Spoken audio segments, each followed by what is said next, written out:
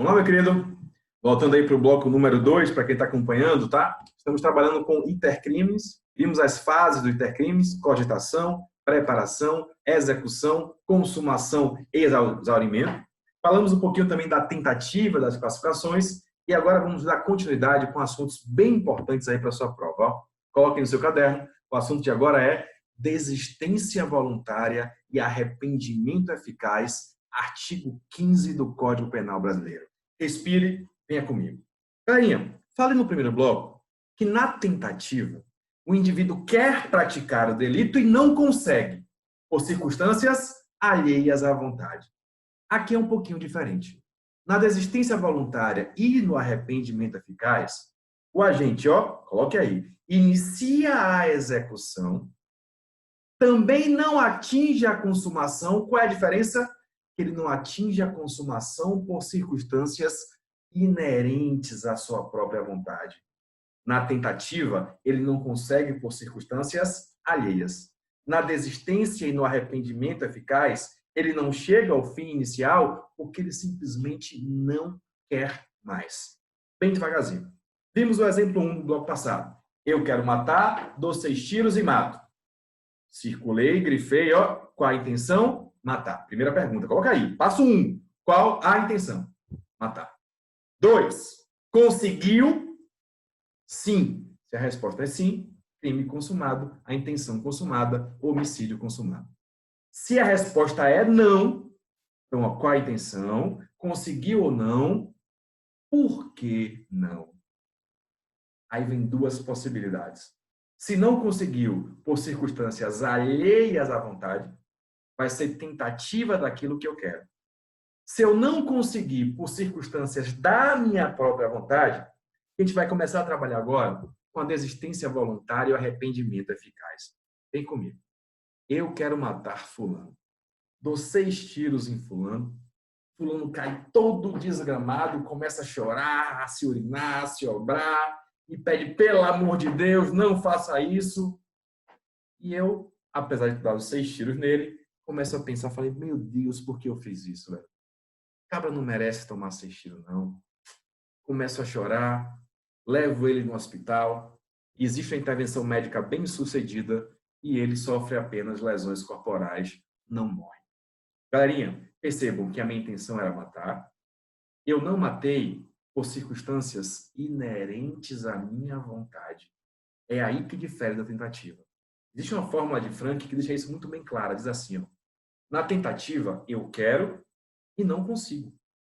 Na desistência voluntária e no arrependimento eficaz, eu posso, mas eu não quero mais. Olha que maravilha. A pergunta é, e daí, professor? Qual é a diferença? O que acontece no caso de desistência voluntária e arrependimento eficaz? Presta atenção. Vou colocar na tela aí, por favor, o artigo 15 do Código Penal Brasileiro, que diz assim, o agente que voluntariamente desiste de prosseguir na execução ou impede que o resultado se produza, ele só responde pelos atos praticados. O que é que isso quer dizer, gente? Ele não vai responder mais pela intenção. Ele vai responder pelos atos praticados, por exemplo, pela lesão corporal. Então, de novo, eu quero matar fulano, dou 6 tiros em fulano. Se fulano foge e eu não consigo, tentativa de homicídio. Ah, mas ele ficou sequelado. Não importa. O que vale é a zorra da intenção. Tentou matar e não conseguiu. É tentativa, independentemente de qual resultado ocorra. O doloso que vale é a intenção, não o resultado. Exemplo diferente agora. Eu não quis mais. Eu levei o cara no médico e ele sofreu apenas lesões corporais. Nesse caso, eu vou quebrar a tentativa e vou responder só pelos atos praticados. Vou responder aí sim pela lesão corporal que foi o resultado causado. Daqui a pouco exemplifica mais. Sim, professor. Mas você falou duas coisas. Desistência voluntária e arrependimento eficaz. Qual a diferença entre os dois? Para cá. A consequência jurídica é a mesma. Eu vou quebrar a intenção e vou responder pelos atos até então praticados. É o artigo 15 que diz isso. Tecnicamente, são dois institutos distintos. Na desistência voluntária, e aí? Na desistência voluntária, eu inicio a execução, eu começo, senão não tem crime. Só que eu paro no meio, porque eu quero, ninguém me impediu. Eu inicio a execução, mas eu não esgoto o meu potencial lesivo. Já no arrependimento eficaz, eu esgoto o meu potencial lesivo e impeço o resultado. De novo, na desistência voluntária, eu não esgoto o que eu tinha.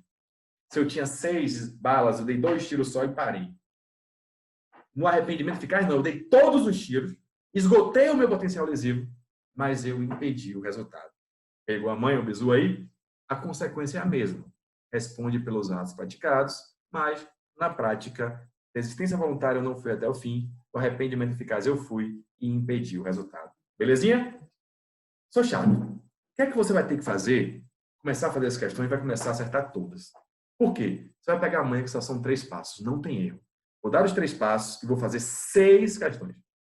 Passo 1. Olha a intenção. Circulou a intenção. Primeira pergunta, qual o intuito, qual o dolo? Positivo doloso. Segunda pergunta, poste 2. Conseguiu? Realizou o verbo? Se a resposta do 2 é sim, você vai responder pela sua intenção, consumada, de boa. Estou dando exemplo do homicídio, mas pode ser lesão corporal, pode ser furto, roubo, estupro. Então, o cara quer dar uma muqueta no outro, deu uma muqueta, lesão corporal, consumada. Mas foi dar uma muqueta, o cara ó, fez o pêndulo, tentativa. Porque, ó, a segunda pergunta é conseguiu. Se a resposta é sim, consumado. Se a resposta for não, você puxa a perninha aí, ó, não. Aí você vai ter que perguntar, por que não atingiu? Por que não realizou o verbo? Se a resposta é por circunstâncias alheias, o cabra vai responder pela sua intenção na forma tentada. Vale a intenção, não é o resultado. Então, alheias responde pela intenção na forma tentada. Se não conseguiu por circunstâncias que a gente chama de inerentes, da sua própria vontade, aí vai esquecer a intenção e vai responder pelos atos praticados. Vamos devagar? Para mim. Mesmo exemplo, eu quero matar Cicrano agora, que fulano já morreu várias vezes. Dou 3 tiros e mato o Cicrano. Ah, professor, essa é fácil, mas só para você seguir a tabela.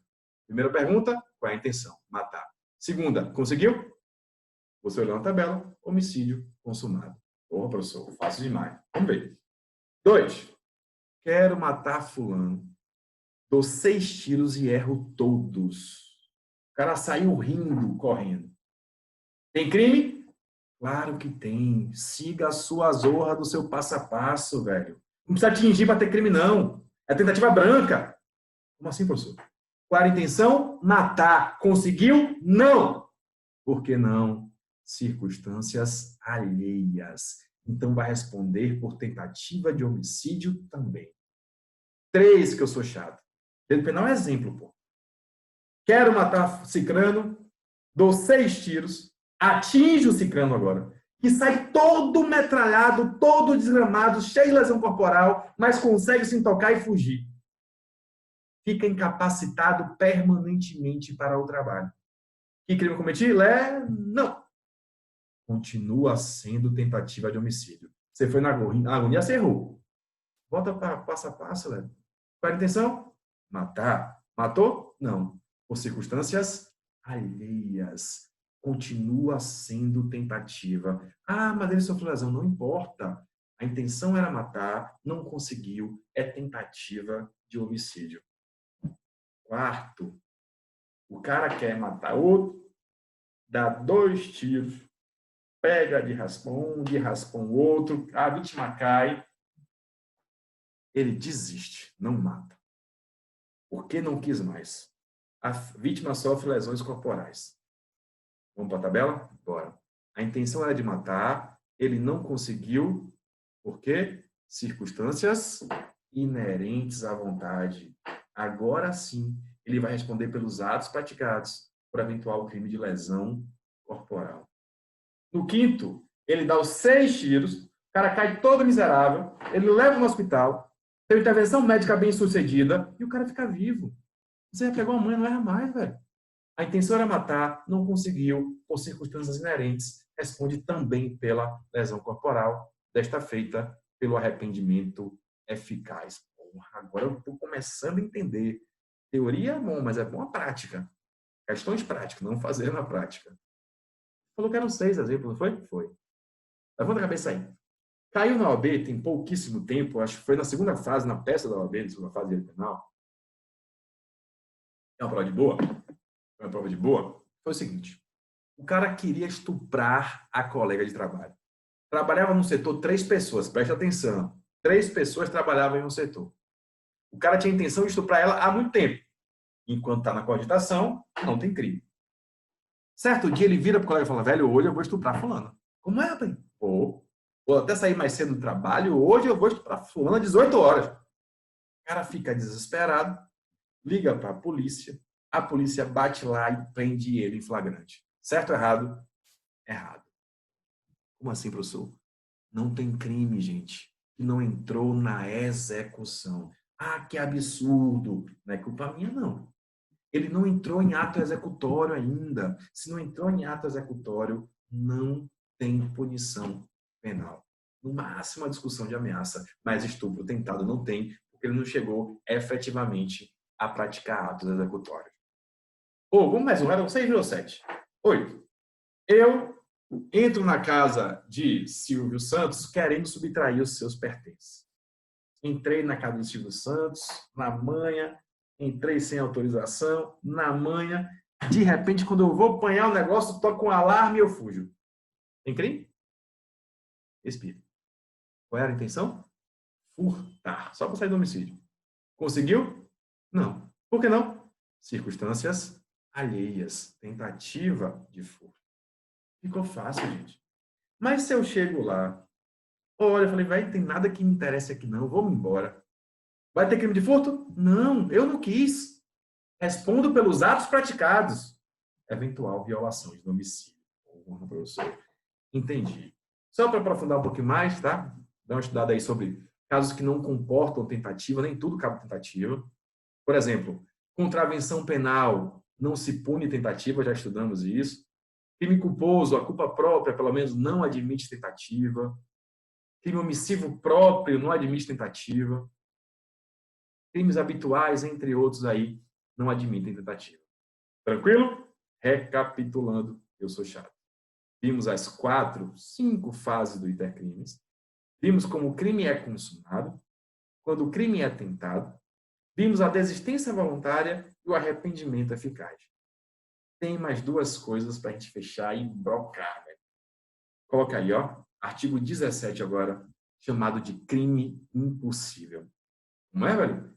Crime impossível. Primeiro que tem propriedade técnica, porque crime impossível não é crime. Para cá. Olha o miserável do artigo 17 que despenca e prova. Não se pune a tentativa quando, por ineficácia absoluta do meio ou absoluta impropriedade do objeto, é impossível consumar-se o crime. Vai devagar, professor, eu vou. Primeira coisa, gente, tudo isso que eu disse até agora só vai ter relevância se a coisa é possível. Se não é possível conseguir, não tem nem tentativa. Você leu o artigo 17 comigo. Não se pune, não é tentativa. Para cá. 2 formas de ser crime possível, consequentemente não ser crime. Tentativa inidônea, que se chama. Quais? 2, ó. Impropriedade absoluta do objeto, pode ser o caderno, e ineficácia absoluta do meio. Primeira dica. Só vai ser crime impossível se for impropriedade ou ineficácia absoluta. Se for relativa, vai responder por tentativa. Ah, um venenozinho meieiro. É relativa. Só vai ser crime possível, não ser crime, consequentemente, se for absoluto. Vamos lá. Impropriedade absoluta do meio e ineficácia do objeto. Olha para mim que as questões trocam, ó. Ineficácia do meio, gente. Meio é um instrumento utilizado. Objeto é a coisa ou a pessoa, é o bem jurídico. Como assim? Clássico exemplo, ó. Vamos supor que eu sempre quis matar a minha sogra, que é meu aluno já conhece esse exemplo de muito tempo, e, de repente, surgiu a ocasião. Cheguei em casa um pouco mais cedo, a véia estava lá dormindo no sofá com aquele pé todo miserável de lama, tomou minha cerveja toda, falei, hoje você vai embora. Peguei a minha arma automática, que eu tenho autorização, discutir outros crimes. Mirei na cabeça e ia 412 tiros. Não, 2 tiros na cabeça dela. Liguei pro delegado, falei, delega, fala, irmão, tudo em paz? Tudo, Caião. O que é que você tem, meu velho? Eu comentei com você que eu queria matar minha sogra. Ele lembro, sim. Matei. Como é? Matei. Ele, pô, então quer o quê? Quer tomar uma? Quer comemorar? Falei, calma. Eu conheço a lei. Sei que eu tenho que cumprir a lei. Sou professor de direito penal. Manda o povo vir me prender, fazer os procedimentos. Pode me prender. Vou ficar preso mesmo, fazer um livro, inclusive, na teoria e na prática, vai ficar top. Maravilha. Manda o povo lá, o povo do ML, enfim, a galera faz a perícia e constata que ela já estava morta. Eu achei que ela estava dormindo, mas a velha já estava morta no momento do disparo. Não tem nexo causal entre o disparo e a morte. A pergunta é, respondo por homicídio? Não. Tentativa? Também não, porque era crime impossível. Até onde eu sei, pelo menos, não tem como matar morto. Mas a pergunta que eu faço é impossível pelo meio ou impossível pelo objeto? Respire. Foi o instrumento utilizado ou foi a ausência de bem jurídico? Objeto, gente. Crime impossível por impropriedade absoluta do objeto. O meio, a arma é apto a matar, mas morto não morre. Seria pelo meio, se fosse, sei lá, uma arma de água, enfim, um veneno que não tem uma substância que não tem qualquer potencial lesivo. Pegou a manha? Então, para a gente fechar, crime impossível. Primeira dica, não é crime. Não adianta se eu queria matar. Aquilo que eu falei, a tabelinha só vale se o crime for possível. Se é impossível, tanto pelo meio quanto pelo objeto, não tem punição penal. Ah, mas você responder por destruição de cadáver, vilipêndio de cadáver, não? Não. Eu não sabia que era cadáver. Eu não tinha dolo disso, então não respondo por isso também.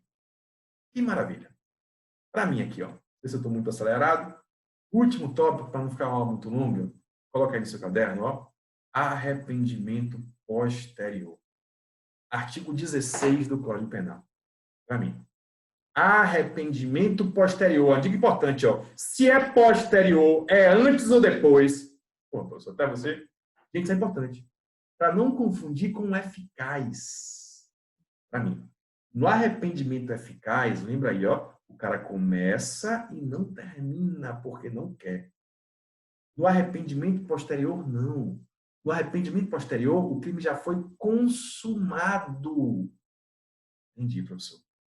Para mim, a doutrina chama a desistência voluntária e o arrependimento eficaz de ponte de ouro. Frescura. Ponte de ouro por quê? Porque pode mudar de crime, pode deixar de ser crime, é mais robusta a consequência. A doutrina chama também o arrependimento posterior de ponte de prata. Por quê? Porque a consequência do arrependimento posterior é menor. E qual é a consequência? Redução da pena de 1 a 2 terços. Ponte de ouro, ponte de prata. Tranquilo? Criaram até a ponte de diamante aí, estou falando de delação premiada, o povo gosta de nome. Mas para mim, como assim posterior? O cara morreu, vou fazer o que mais? Vou me arrepender, vou chorar? Não. Não é para todo crime, não, tá? Peço venha a licença de novo. Vamos agora para o artigo 16, né, galera? Diz assim. Nos crimes cometidos sem violência ou grave ameaça à pessoa, nos crimes cometidos sem violência ou grave ameaça à pessoa, reparado o dano ou restituída a coisa até o recebimento da denúncia ou queixa, vou traduzir, por ato voluntário do agente, a pena será reduzida de 1 a 2 terços. Então, não cabe para tudo. Coloca aí no seu caderno. Onde é que cabe o arrependimento posterior? Se é posterior, é depois. Então, primeira coisa, o crime já foi consumado. Entendi, professor. 1. Só cabe em crime sem violência nem grave ameaça à pessoa. Só em crime sem violência nem grave ameaça à pessoa. Então, não vai caber no homicídio aqui doloso. Vai caber no furto, na apropriação indébita, no estelionato. Então, primeiro requisito, não existir violência nem grave ameaça contra a pessoa. Segundo, eu vou reparar o dano ou restituir a coisa. Então, eu furtei um carro, ó, toma de volta, irmão. Voluntariamente. Ninguém me forçou a fazer isso, não precisa ser espontâneo, mas tem que ser voluntário. Se alguém me deu um conselho velho, é melhor devolver. Então, ó, o crime consumou, sem violência, sem grave ameaça à pessoa. Eu reparei o dano, restituí a coisa, voluntariamente até o recebimento da denúncia, 4. Tem prazo até o recebimento da denúncia ou queixa, que é um ato formal, lá do juiz, ó, não é BO, não é inquérito. A consequência é a redução da pena de 1 a 2/3. Resumindo, para a gente fechar. No arrependimento posterior, são crimes sem violência nem ameaça e a consequência é a diminuição. Maravilha? Só para fechar de vez mesmo. Existem algumas exceções, entre aspas, no ordenamento, quanto à consequência de um arrependimento posterior. E quais são elas, professor? Pelo amor de Deus. Primeiro, ó, crimes tributários materiais. Crimes tributários materiais. Se o cara paga a zorra do tributo, se arrepende posteriormente, entre aspas, a qualquer tempo, extingue a punibilidade. Exceção 1. Em crimes tributários materiais, pagou, acabou. Exceção 2. Você que está acompanhando aí, ó, estelionato por meio de cheque. Em caso de estelionato por meio de cheque, se ele pagou até o recebimento da denúncia, também extinguiu a punibilidade. Segunda exceção, só aprofundando. Súmula 554 do STF. E terceira, ó, crime de peculato culposo.